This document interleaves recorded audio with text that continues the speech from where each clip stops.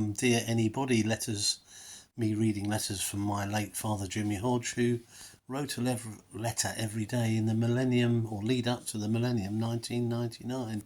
And apologies again for missing the odd day or two. I'm trying to now cover the 9th and today the 10th of April. And my apologies again. My best efforts to sort of somehow do something which is fairly simple seems a bit thwarted and really hard going. So apologies for that, but bear with if you can.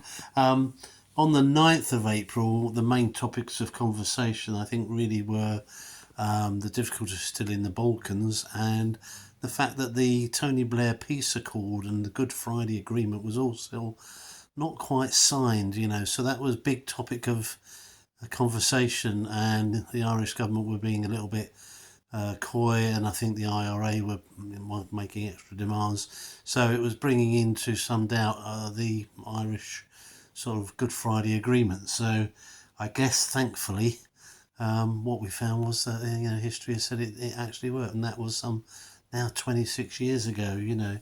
There were 40,000 refugees that were moved in a very short space of time, and then Dad sort of contrasted that with a very small number of people who were evacuated from the Southend Pier of all places, and it took them a long time. So Dad was trying to contrast the difference between 400,000 people moved very quickly and 400 people moved very slowly. But my dad was quite good at that. His PS on yesterday was: a major problem faced thieves who stole a load of cornflakes in Manchester. 10,000 boxes of cornflakes, but the cartons were all in Arabic, so he wasn't quite sure what was going to happen, and perhaps he said it should be turned into a cereal. Ha ha. On the 10th of April, Russia's Prime Minister confirmed apparently they would not be involved in any way in the Balkans dispute, which was good. But a major news story on that day was that Mary Chipperfield of Chipperfield Circus, and I guess people involved, were taken to court and fined some £20,000 for cruelty to animals. And then while they were near the courts, there was a sort of rampaging group of people who were prepared to tear them limb from limb, which Dad said seemed no better than the fact that they were worried about the animals and not people. It seemed a bit of an irony to him, which I think I sort of understand. Truck drivers, I think it was it truck drivers? Yes, truck drivers were thinking of besieging several major UK cities in response to rising fuel prices and tax prices, and we've seen that fairly recently with tractors, wasn't it? And so that was a little bit of an odd thing.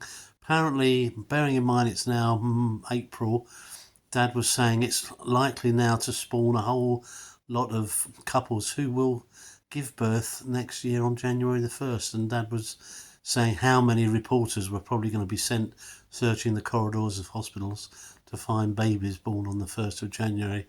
And someone's going to have a hangover, probably the reporters, on that first day in January. So, and Dad said on the 10th, I don't know if he just counted up, but he said this was his 100th letter. So I'm not quite sure I've done 100 of these, but I've probably done about 90, I guess. So that was 100 letters, and it was something that he felt quite proud of because he made a bit of a commitment to himself. And he was 67, I think. Coming up for his 67th birthday in a few days' time. So, he was quite proud of himself. Anyway, bear with again for the sort of slight co-joining of a couple of days. I hope that's not too distracting. And thanks for bearing with this dreaded sort of thing I've got on my leg, which I won't bore you with, but and just takes it out of you. Although thanks to my goodly wife, Helen, who's been feeding me with all sorts of high protein things, I think actually I feel a bit better and less tired, which is good. Anyway, hope this finds you well, and thanks for watching, clicking on, whatever one does, and thanks for bearing with. So there you go. Thanks.